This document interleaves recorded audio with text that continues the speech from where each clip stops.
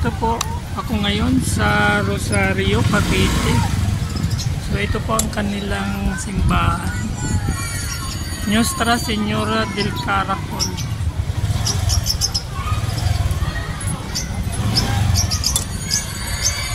Ayan, wonderful day po mga ka-Team United OFW Charity Group. Andito po ako ngayon sa Rosario, Cavite. Ayan, sa tahanan ni Nanay Natividad Toribio. So ilang taon na po? 80. So ilang taon na ang balo? Tagal na. 20. Ilang taon na si Francis, be? Dito?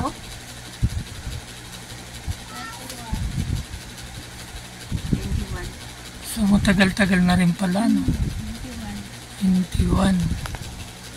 So yung ano po ibali yung iniinda yung sakit? Kidney, pasumsum. Kailan pa po nag-umpisa yung sakit niya sa kidney? 2010, bago na mal-stroke ako. 2017, yun, umpisa na naman. So 2010, almost 15 years? 17. 17. 8 years. Ako nabalo. Nagkasakit ulit. Namal-stroke ako. Bumagsak ako doon sa kanal. Tungod ko bumagsak. So yun ang pinagmula ng pagka niyo yung... Pilay ko.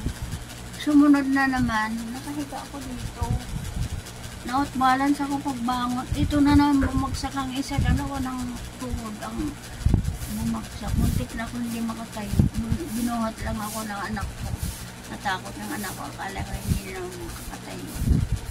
Binuhat lang ako ng anak kong panganay.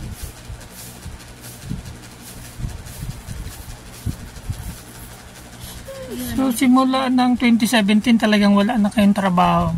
Wala na. Wala na ako na. Naging pensioner ako. Ng senior? Oo, senior. Nilista ko yung pensioner. Magkano naman inaabot ng isang buwan? Noon, 50 lang. Nagbibigay sila. Ay, 500. Naabot ng 3 buwan. Ngayon, minsan 3,000 na, mga 3 buwan. So sa 3,000 umaabot na ng 1,000 isang buwan. So yung 3,000 na yun, halos kulang na kulang pa din na, Kulang na kulang. halos Pagamot pambayad sa utang, sa gamot. Bago nga ako makatanggap, na ako ng utang. Tulad ngayon, mga libo na yata utang. Kami 500, kay Bibing 200, kay Francis 200. Yung anak kong nagtrabaho, minsan wala daw gawa. Sabi ko, ayaw pa mo dito. Niladala na ko minsan, 300, 500. Makailan wala siya na kasi wala daw siya gawa. Baka daw sa akin. Ewan ko lang. Minsan naman nag-aabot yung isa niyong anak, minsan wala. Paano po pag tag-ulan dito? Kasi ayan ayan mga ka-Team United. Yung pong bahay nila tagilid na yung bubong. Ayan. Tulo ng tulo ka. Halos delikado ng bumagsak. Natakot nga ako pag yung sinabing kuwan. So diba diyan kayo nahiga. So paano pag naulan? Ay nagdaan ako ng mga timba, 3 sahod.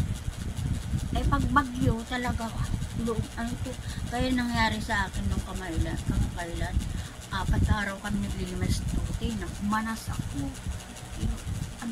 Ngayon hindi, kasi hindi bumuha masyado. Lalaki ito. Tutulan na, wala na yung bubong namin, wala na.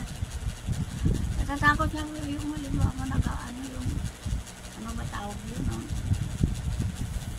Yung nalindol.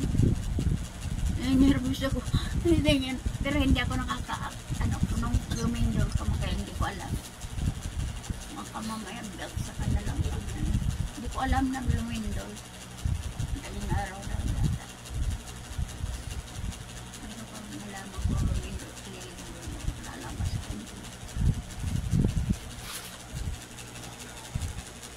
So noong hindi pa kayo bala, ano yung pinagkakakitaan nyo dati?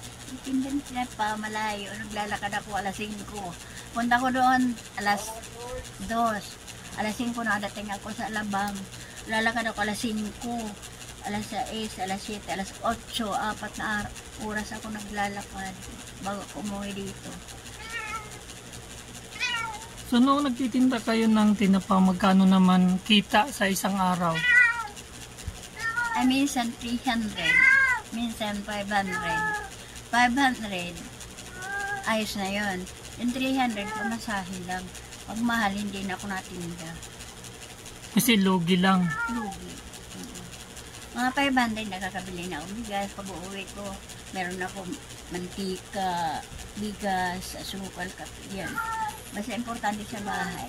Pag dadating, wala na akong panggastos. Sabi ng kumari ko, ano nung grocery ka na naman, utang ka na naman, pumasahe pabalik. Pagtinda ulit. Kinabukasan. Utang, pamasahe na naman. So hindi na talaga kayo totally nakakalakad ng malayo? Hindi na. Sa tindahan na yan, nininig ako. Itong dalawang tuhod ko kasi in-injure eh. Dalawa niyan na bumaksak. Ang sabi ng doktor nung stroke ako, ingat ka na yan. Huwag babagsak ang ulo mo.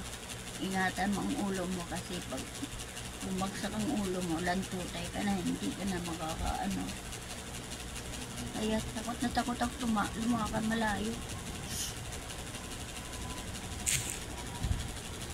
Nanginginig lang tulog ko pag ano. Pero nakakapaggawa-gawa ako dyan. Buhugas. Nakaupo lang. Ito po. Pag-iihi ko, nahihirapan na ako magtatayo. Lalo na pagliligo. Nakaupo ko sa upuan. At tapos,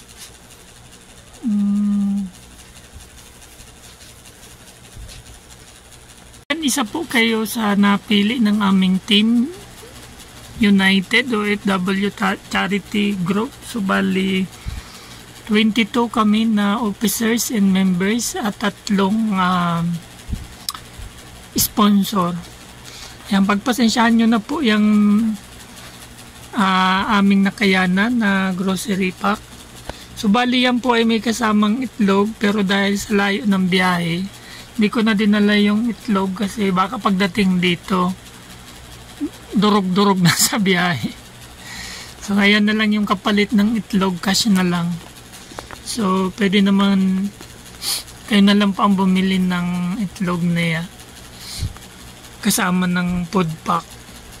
Minsan nga itlog na lang ang ulam. And ano pang masasabi nyo sa mga nagpaabot ng tulong? Maraming po salamat. Awang Panginoon sa inyo. Sana lumago pa yung inyong samahan. Maraming salamat po. Salamat po kay Kuya Jiri.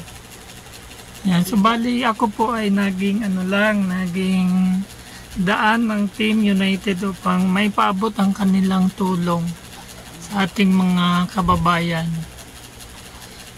So, hindi pa naman po ito ang una tuloy nating pagkikita, malay mo.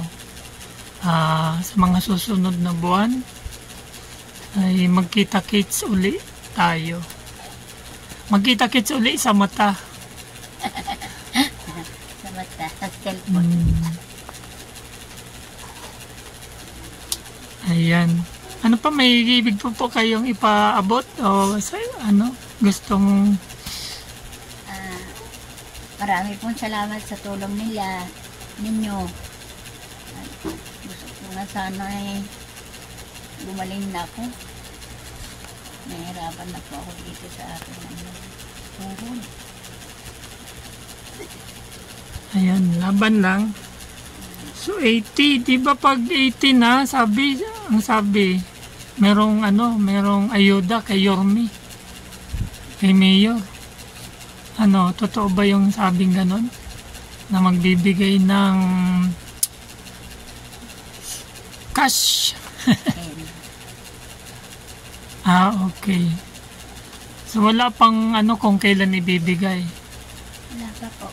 Pero in-interview na ako. Sabi sa akin, perfect daw ako sa interview. Iniwan yung papel sa kanila.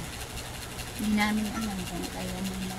So ayan, palakas pa kayo para makuha nyo ang Ang gusto ko kasi makita ko ang aking mga apo na malakas pa.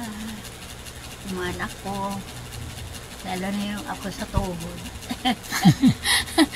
Ako sa mga apo sa tuhod. Ngayon, nanganak kayo ang anak ni Bibi. Eman. Bye-bye.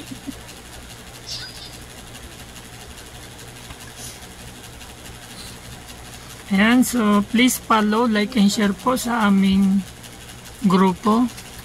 United OFW Charity Group. Ayan, may makulit na bata, pogi. Ako sa tuhod. Ayan. Yan ang ako talaga. Camille. Thank you guys for watching.